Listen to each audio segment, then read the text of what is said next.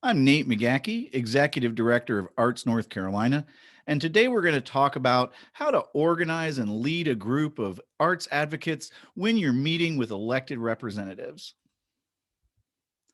Now, the first thing to do is to make sure that the group is prepared. Obviously, you want to contact all your arts advocates and make them aware of when the meeting is going to happen. Also, make sure that they've got links or attachments to training resources to help them feel more comfortable with meeting with their elected representatives, as well as any materials or information that you want them to be familiar with as they're having the conversation. It's a good idea to have a meeting with your advocates to create a plan and to set expectations for how the meeting will go. Maybe pick a speaking order or assign topics that each advocate will be discussing when you're actually having that meeting with the legislator. Now, the group leader should be there to be a leader and to moderate the meeting as well.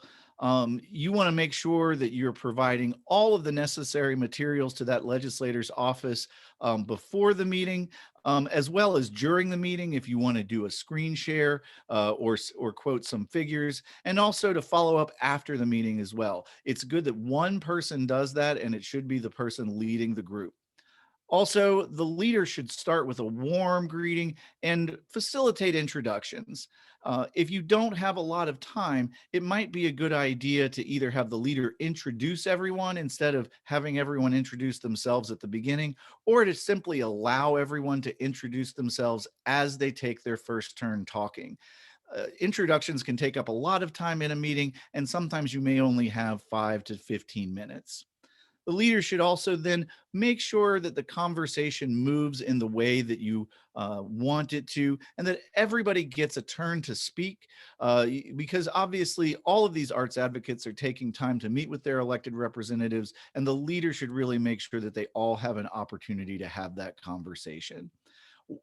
All of the people participating should take turns sharing a story that is either their own or of someone they know, providing information to educate and explain about the arts, be that facts and figures, outreach statistics, or financial information. And always make sure to make that ask for the arts. And that's really the leader's job, and can be a good thing for the leader to sort of follow up at the end and make sure it's very clear what you're asking the legislator to do.